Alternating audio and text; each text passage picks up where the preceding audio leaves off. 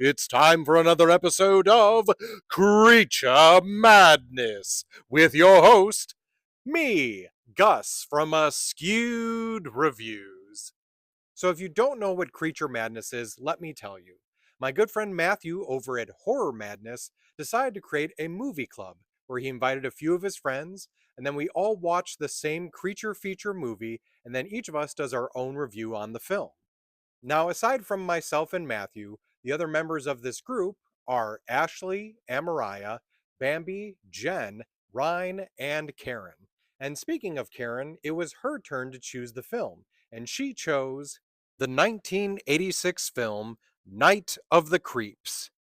So, in my own opinion, this is definitely an 80s classic. If you haven't seen it before, though, I'm not too surprised, as this is not one of the ones that's always talked about. This is, however, a really fun adventure.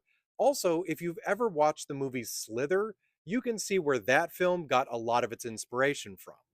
So here's the primary concept for this story. It starts off on an alien spaceship, where one of the creatures is running down a corridor with some sort of canister. It manages to fire off the canister and send whatever's inside to Earth. So the canister lands on Earth during the 1950s. There's a couple in a car that's at Makeout Point, or whatever it's called in this movie, and they manage to see it fly through the sky. And the gentleman in the car wants to go find out what it is because, well, men, we're stupid and we will instantly try to go see something that's really cool. So the couple does eventually figure out where whatever it was landed. Now the woman stays in the car and the gentleman goes to find out. But unfortunately, once he finds it, there ends up being some sort of slug like creature that flies from the canister into his mouth and then apparently just causes him to die. It's at this point we take a very abrupt jump into the future, or at least the future of this movie, and get into the 80s. Now, during this time frame, we see our main characters are people from sororities and from fraternities of the same college. We have a pair of characters who are best friends named Chris and JC, who are on the hunt to find women. And at one point, Chris finds this very beautiful girl named Cynthia, who he is willing to do whatever it takes to be able to potentially date her. He decides that the only way to truly woo her is to join the local fraternity, but to do so, he has to complete a task. So he and JC are sent to the morgue, which apparently this college has one, and they have to bring back a body and place it at another location to use as a prank. Now, the boys end up finding a super secret area of the morgue where there is someone cryogenically frozen from the 50s, and it's that same individual who has a slug inside them.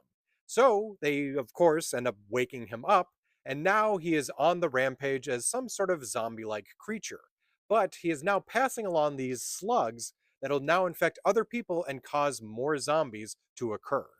So, will the boys and Cynthia, along with Detective Ray Cameron, manage to save the day, or will everyone turn into slug zombies? So, right away, I hope you understand this movie is absolutely ridiculous. I would never say that this is an amazing story or it's got the best plot or the best acting, but it is a lot of fun to watch. Tom Atkins as Detective Ray Cameron is also one of the very best parts about this movie, mainly due to his really cheesy lines. Number one, of course, the most common one that's quoted is, "Thrill me." And of course, the second one, which is the tagline for this movie, "The good news is your dates are here, the bad news is they're dead." So, just for pure levels of enjoyment when it comes to this movie, I'm giving it a 4 out of 5. Now, it's not currently streaming anywhere for free, but you can find it on the Internet Archive.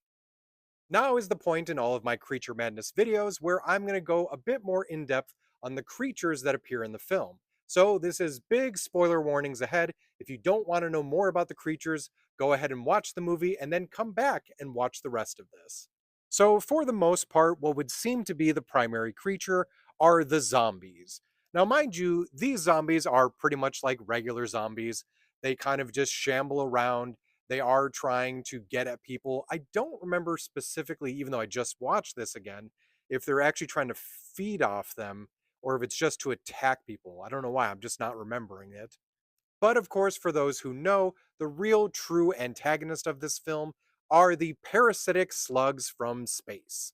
So these things will crawl around, they will slither here and there, and they apparently get in through your mouth. I don't know about any other orifices, but at the very least, the mouth seems to be the way that they try to get into you. It appears that their only true weakness is fire. And not the primary creatures, but at least an honorable mention, are the weird aliens from the beginning of the movie. Now, this was something fascinating that I only just discovered while looking at this movie on IMDb. This specific creature right here in the casting is called Zombie Alien. So I never really put this together, but the reason why this particular alien might be trying to get this canister off the ship is because this one is infected and is trying to get more creatures infected by letting it loose somewhere else. Well, I hope you enjoyed this episode of Creature Madness. And if you'd like to see what everyone else in the group did for their reviews on this film, just look up the hashtag Creature Madness.